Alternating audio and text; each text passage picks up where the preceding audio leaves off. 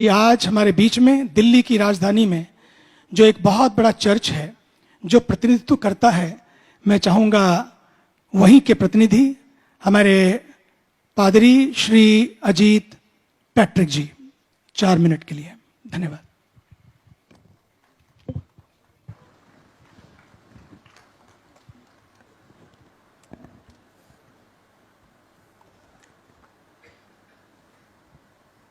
सर्वप्रथम मैं यीशु मसीह ईश्वर का धन्यवाद करना चाहूँगा जिन्होंने हमें गुरुओं के चरणों में आने का सौभाग्य प्रदान किया है और इस मंच पे विराजमान सभी धर्म गुरुओं का, संतों का मैं करबद्ध नमन करता हूँ। और आप यहाँ उस ईश्वर की संतति को बनाए रखने के लिए, ईश्वर ने जिस सृष्टि को बनाया है उस सुंदरता को बनाए रखने के लिए अपनी उपस्थिति जाहिर की है। इसके लिए मैं ईश्वर का आभार प्रकट करता हूं। और इस नमन का एक कारण है।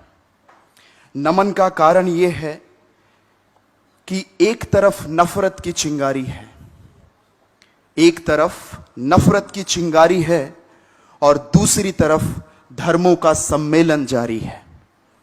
एक तरफ नफरत की चिंगारी है, दूसरी तरफ धर्मों का सम्मेलन जारी है।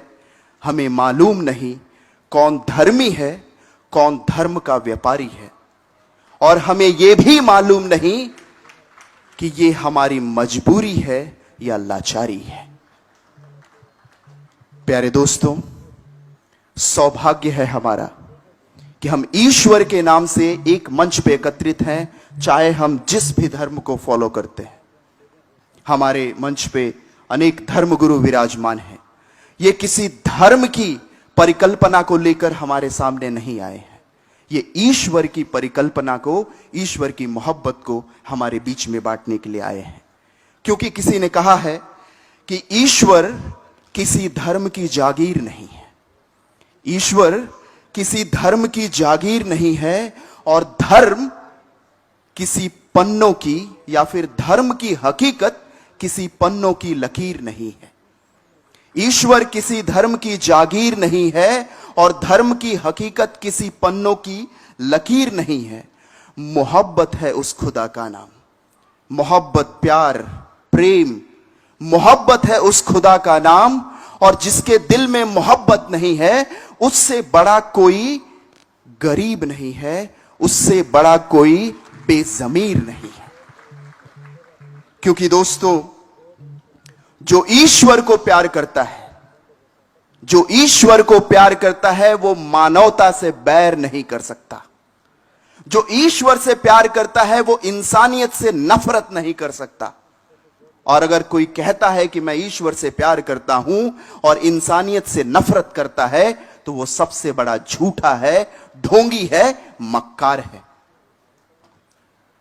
अगर सचमुच हमें अपने धर्म की अस्मिता को बचाना है, अगर सचमुच हमें अपने धर्मों की हकीकत को जिंदा रखना है, जीवित रखना है, अपने आने वाली पीढ़ी को प्रदान करना है, तो हमें वो श्लोक जो हमारे हिंदुइज्म में मिलता है कि सर्वे भवन्तु सुखिनः, सर्वे सन्तु निरामया, सर्वे भद्राणि पश्यन्तु, मा कश्चित् दुःख भाग् भवेत्, और वसुधैव कुटुंबकम की जो सभ्यता है उस सभ्यता को जीवंत करना जरूरी है, अहम है।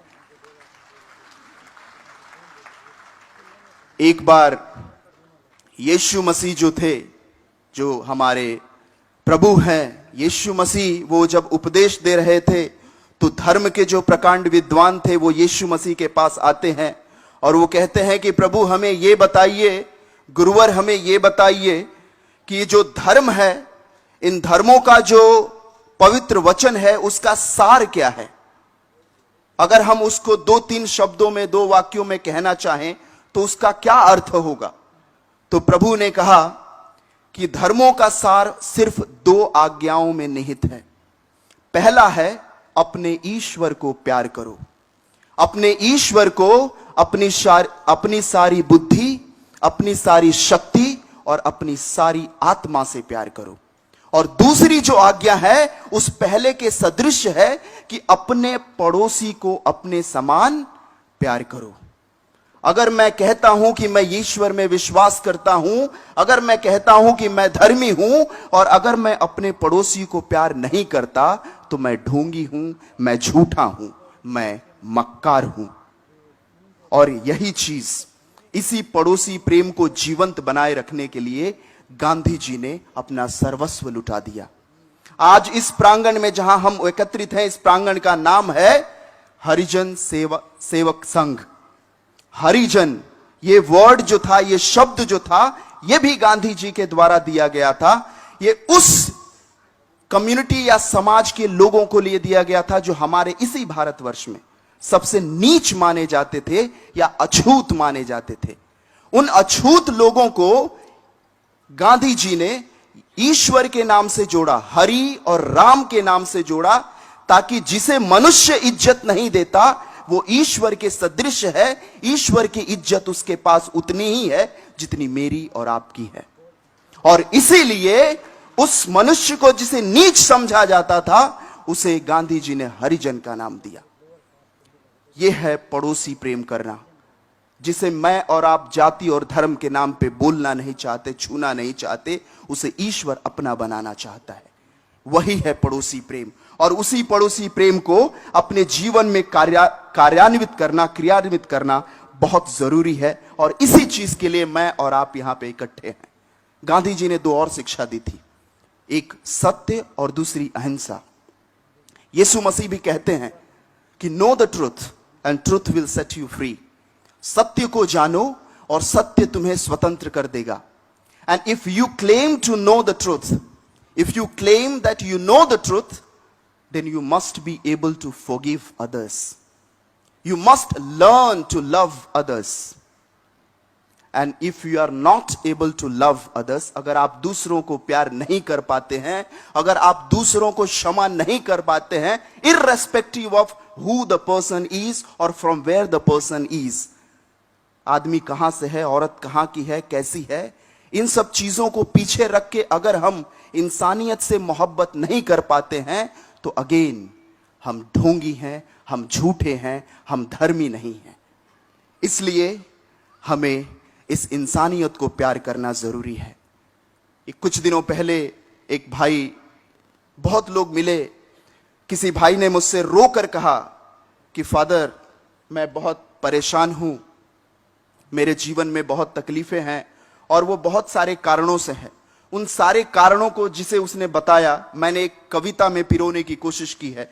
वो कविता आपके पास प्रस्तुत करना चाहूंगा और उसी के साथ मैं विराम लूंगा। वो कविता है, वो आदमी जो है वो भारत माता से सवाल करता है। जिस जन्मभूमि में हमने जन्म लिया, जिसे हम मातृभूमि कहते हैं, वो उस मातृभूमि से सवाल करता है, भारत माता से। वो कहता है कि हे भारत माता तू ही बता, हे भारत माता तू ही बता, क्यों खून भरी ये राहें हैं। हे भारत माता तू ही बता, क्यों खून भरी ये राहें हैं। क्या लाल नहीं हम तेरे, या खूनी तेरी बाहें हैं। हे भारत माता तू ही बता, क्यों खून भरी ये राहें हैं। क्या लाल नहीं हम तेरे, या खूनी तेरी बाहें हैं। उजड़ गया संसार मेरा, उजड़ गया संसार मेरा, मेरा घर भी मुझसे छीन गया। पुरखों की विरासत ये धरती, वो पुत्र भी मेरा लील गया। तुम धर्म जाति की मूर्ति हो, हे भारत माता तू ही बता कि तुम धर्म जाति की मूर्ति हो या बलिदानों की धरती हो। तुम द्वेष दमन की आशा हो या संगम की परिभाषा हो, शांति की परिभाषा हो। क्यों बेटी भारत माता, क्यों बेटी तुम्हारी बिलखती है शहर की सुनी सड़कों पर। क्यों अत्याचार का आलम है इस धरती मां के लड़कों पर। क्यों अत्याचार का आलम है इस धरती मां के लड़कों पर। क्या पूत तुम्हारे नारंगी, क्या पूत तुम्हारे नारंगी, हरे बैगनी सतरंगी, या सबके सब परदेशी हैं। क्या पूत तुम्हारे नारंगी, हरे बैगनी सतरंगी, या सबके सब परदेशी हैं, या फिर ढोंग रचा के रंगों का खूनी दरिया के दोषी हैं। भारत माता तू ही बता, तेरा लाल बिलखता सड़कों पर एक भीड़ की अंधी आंधी में, तेरा लाल बिलखता सड़कों पर एक भीड़ की अंधी आंधी में, क्या तूने इनको बांटा है बाबा बल्लभ और गांधी में? भारत माता तू ही बता, क्या लहू बहाना धर्म तेरा या व्यर्थ ही मां कहलाती है? भारत माता क्या लहू बहाना धर्म तेरा या व्यर्थ ही मां कहलाती है? वो रखवाले तेरी आंचल के, क्या कर्म से उनके लजाती है? वो लूट रहे तेरी अस्मत को, वो लूट रहे तेरी अस्मत को, तेरे लाल का लाल बहा करके। वो इंसानों को बांट रहे हमें कौमी पाठ पढ़ा करके।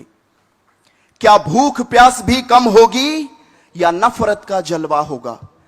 क्या भूख प्यास भी कम होगी या नफरत का जलवा होगा?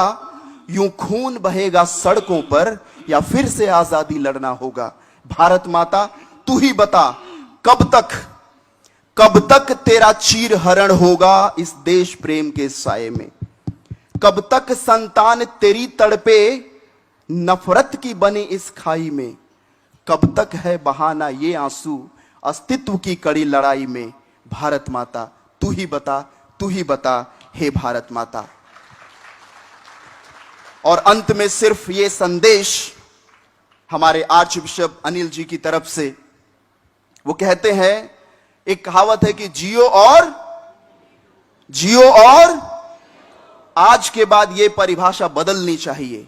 जियो और जीने दो काफी नहीं है, क्योंकि एक गधा भी जीता है और दूसरे गधे को जीने देता है, कोई फर्क नहीं पड़ता है। आज से ये हमें लेके जाना है शिक्षा की, जियो और जीवन दो। अगर मैं जिंदा हूं तो मेरे जीवन के द्वारा दूसरों को जीवन मिलना चाहिए, क्योंकि अपने जीवन को शुद्ध और पवित्र रखने के लिए हमें परमेश्वर की आत्मा के आवरण में रहना बहुत जरूरी है। और अगर हम परमेश्वर की आत्मा के आवरण में जिंदा हैं तो हम ये जरूर कहेंगे, जैसे किसी शायर ने कहा है कि निर्बल को धनवान, निर्बल को बलवान बना दे या अल्लाह, निर्बल को बलवान बना दे या अल्लाह, वहशी को इंसान बना दे या अल्लाह। हिंदू मुस्लिम सिख ईसाई एक ही थाली में खाएं, ऐसा हिंदुस्तान बना दे या अल्लाह। जय हिंद, जय भारत,